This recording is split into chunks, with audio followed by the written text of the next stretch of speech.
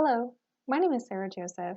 I'm a Senior Hazardous Materials Specialist with the Stanislaus County Department of Environmental Resources. This presentation will discuss Assembly Bill 1429 and the associated Hazardous Materials Business Plan certification requirements. Sarah Joseph is a Senior Hazardous Materials Specialist with Stanislaus County Department of Environmental Resources. Sarah has served 5.5 years with Stanislaus County Cooper and in her current role oversees the implementation of the Hazardous Materials Business Plan HMBP, Hazardous Waste Generator, Tiered Permitting, Farm Disclosure, and Area Plan programs. She also serves as an active member of the countywide Hazardous Materials Emergency Response Team.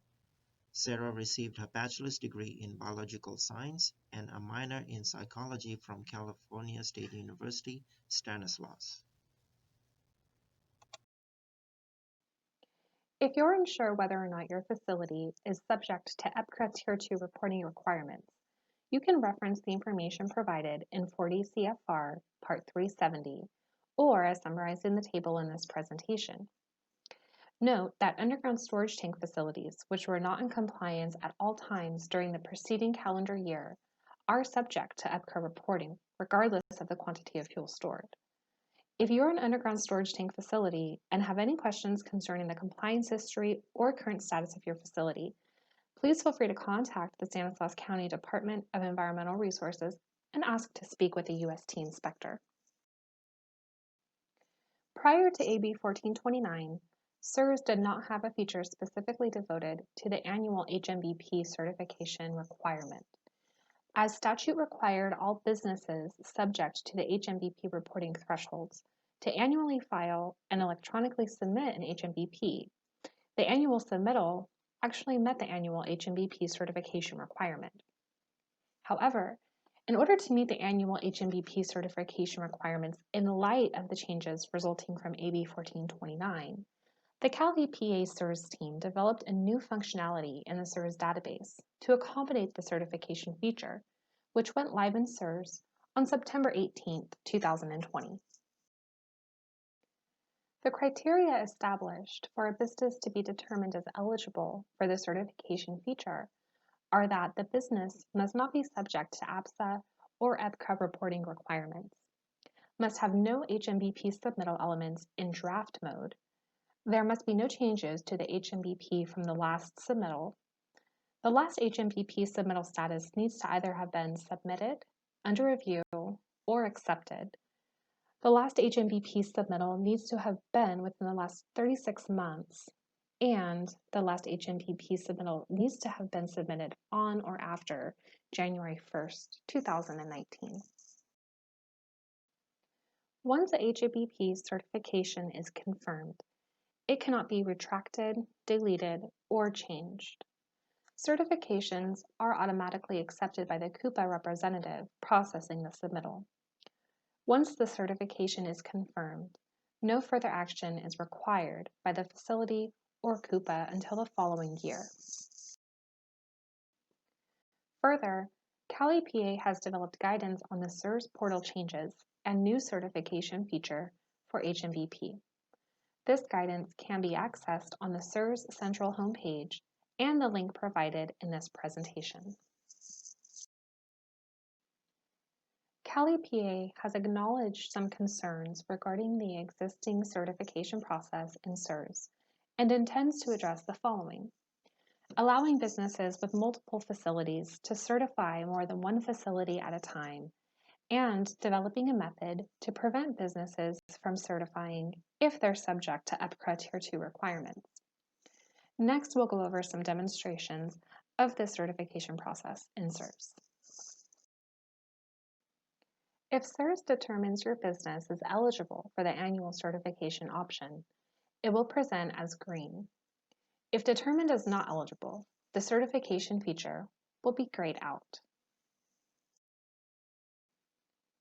For example, to complete the annual required HMBP certification, I first would log into CSRS and select the business which the facility I would like to conduct the certification for is under. Some of you may have user access to several business organizations in SIRS, and others only one, in which case you will not be presented with this screen and instead will go straight to the following screen upon signing in. The SIRS business homepage will look the same for every user, just plus or minus some facilities, depending on how many your account has been granted access to. To select the specific facility that you would like to conduct the annual HMBP certification for, select the Start, Edit, Certify Submittal button. Upon doing so, you'll be brought to the Prepare Draft Submittal page. At the very top, you will see the brand new HMBP certification feature titled Annual HMBP Certification. It is strongly encouraged that you review your last HMBP submittal for accuracy prior to selecting Certify. Cali PA has provided the certification eligibility criteria previously discussed here in SIRS, which can be accessed by selecting the Here hyperlink in the certification section. Selecting this hyperlink will pop up an information box containing the certification eligibility requirements, which were previously highlighted and can always be accessed here.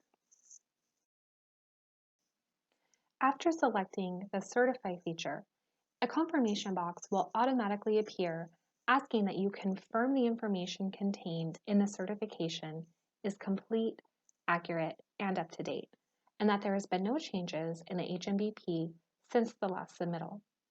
Once confirmed, the certification cannot be retracted, deleted, or changed. And if all is as should be, select Confirm to proceed. A confirmation box, which looks very similar to the HMBP submittal confirmation, which you may be familiar with, will appear informing you that your HMBP certification was successful.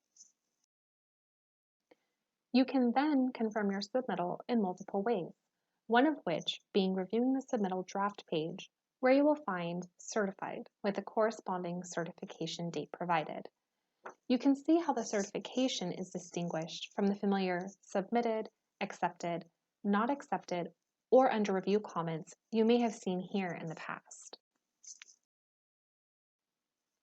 The certification can also be seen by viewing the submittal history, where you'll find Certified and in green, since the certifications are automatically accepted. You can also see a successful certification represented in your notifications section on the SIRS business homepage. Lastly, if your business has been determined as not eligible for the HMBP certification feature, as perhaps you are an APSA facility subject to annual tank facility statements, or if you're subject to EPCA Tier 2 reporting, you will find the Certify feature as grayed out, thus preventing you from moving forward. Instead, you'll be required to proceed with the complete HMBP submittal. So this will conclude the presentation. I want to thank you for tuning in and hope that you found the information helpful. If at any time you have questions or are in need of assistance, the email address for the SIRS Technical Support Team has been provided on this slide, along with my contact information. Also, please feel free to contact the Stanislaus County Department of Environmental Resources and ask to speak with a hazardous materials specialist.